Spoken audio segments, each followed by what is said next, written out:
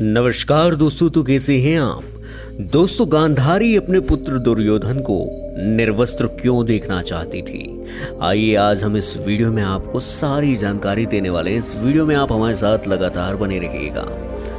दोस्तों, गांधारी भगवान शिव की परम भक्त थी। शिव की तपस्या करके गांधारी ने भगवान शिव से यह वरदान पाया था कि वह जिस किसी को भी अपने नेत्रों की पट्टी खोलकर नग्न अवस्था में दिखेगी, उसका शरीर वज्र का हो जाएगा।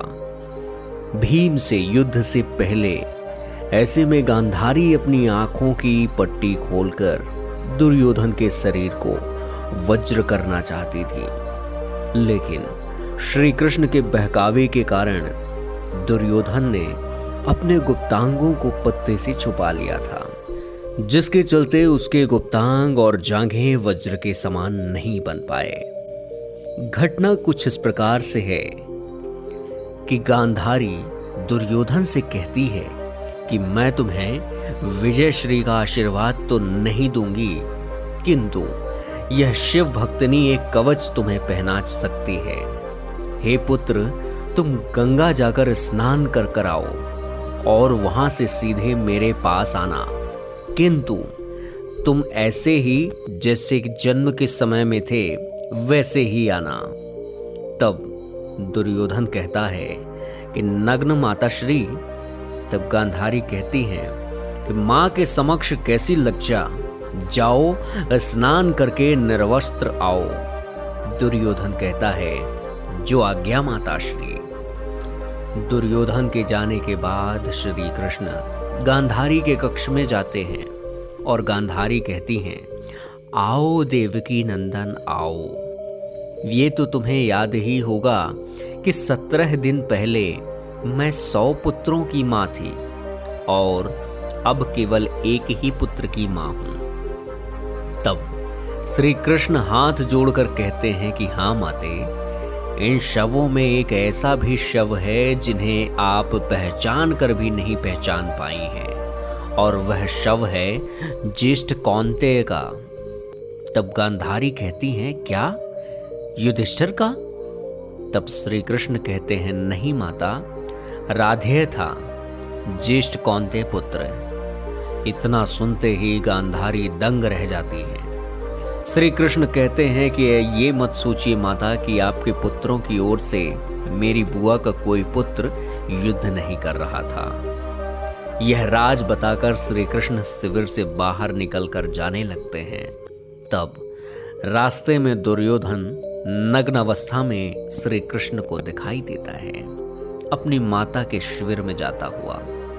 तब श्री कृष्ण हंसते हुए कहते हैं, युवराज दुर्योधन, आप और इस अवस्था में तुम अपने वस्त्र कहां भूल आए, और तुम्हारा मुंह तो माता गांधारी के शिविर की ओर जा रहा है। यह सुनकर दुर्योधन सकपका जाता है। तब श्री कृष्ण कहते हैं, क्या तुम अपनी माता के पास इस दशा में जा रहे हो? तब दुर्योधन कहता है, माता श्री का यही आदेश था। तब श्री कृष्ण कहते हैं, किंतु वो तो तुम्हारी माता हैं, उन्होंने अनेकों बार तुम्हें गोद में लिया होगा। तुम तो पुत्र हो, लेकिन अब तुम एक वयस्क पुत्र हो, और कोई वयस्क अपनी माता के सामने पूर्ण नग्न नहीं जाता है युवराज। भरत वंश की ये तो परंपरा नहीं है। फिर श्री कृष्ण हंसते हुए कहते हैं, किंतु तुमने तो भरत वंश की परंपरा का पालन करना भी छोड़ दिया है। जाओ जाओ, माता को प्रतीक्षा नहीं करवानी चाहिए, जाओ युवराज। यह कहते हुए वे हंसते हुए वहां से चले जाते हैं। तब दुर्योधन सोच में पड़ जाता है और वह अपने गुप्तांगों पर केले के पत्ते लपेटकर माता गांधारी के समक्ष उपस्थित हो जाता है और कहता है, मैं स्नान करके आ गया माता। तब गांधारी कहती है कि मैं क्षण भर के लिए अपने आंखों पर पट्टी ये जो बंधी हुई है उसे खोलने जा रही हूँ। मैंने तुम्हारे भाइयों को तो नहीं देखा, मैं आज तुम्हें देखूंगी। ऐसा कहकर गांधारी अपने आंखों की पट्टी खोलकर दुर्योधन को देखती हैं, तो उनकी आंखों से प्रकाश निकलकर दुर्योधन के शरीर पर गिरता है। बाद में गांधारी देखती है, ये क्या, दुर्योधन ने तो अपने गुप्तांग छुपा रखे हैं। तब वो कहती हैं, ये तुमने क्या किया पुत्र? तब दुर्योधन कहता है कि मैं आपके सामने नग्न कैसे आता माता श्री? तब गांधारी कहती हैं, किंतु मैंने तो तुम्हें यही आदेश दिया था। दुखी होकर वह पुनः अपने आंखों की पट्टी बांध लेती हैं। फिर वह कहती हैं, तुम्हारे शरीर का वह भाग जिस पर मेरी दृष्टि नहीं पड़ी वह दुर्बल ही रह गया पुत्र। शरीर का शेष भाग वज्र का तो हो गया। यदि तुम बड़ों का आदेश मानने की परंपरा भूले ना होते तो अजय हो गए होते पुत्र। यह सुनकर दुर्योधन कहता है कि मैं तो ये केले के पत्ते हटा देता हूँ माता श्री। तब गांधारी कहती हैं कि मैं कोई मायावी नहीं हूँ। मैंने उस एक दृष्टि में अपनी भक्ति, अपना सतीत्व और अपनी ममता की सारी शक्ति मिला दी थी पुत्र। तब दुर्योधन कहता है, आप चिंता ना करें माता श्री, मैं कल भीम से युद्ध करूंगा और गदा युद्ध के नियम के अनुसार कमर के नीचे प्रहार करना वर्जित है। कल मैं उसको इतनी मार मारूंगा कि वह घबरा कर वीर गति को प्राप्त हो जाएगा। फिर चाहे इस युद्ध का अंत कुछ भी हो, अंत में भीम दुर्योधन की जंगा उखाड़ कर उसका वध कर देता है। तो दोस्तों, ये थी असली कहानी जिसकी वजह से दुर्योधन मारा गया। दोस्तों, हमेशा दुष्ट, अहंकार और असत्य की पराजय ही होती है।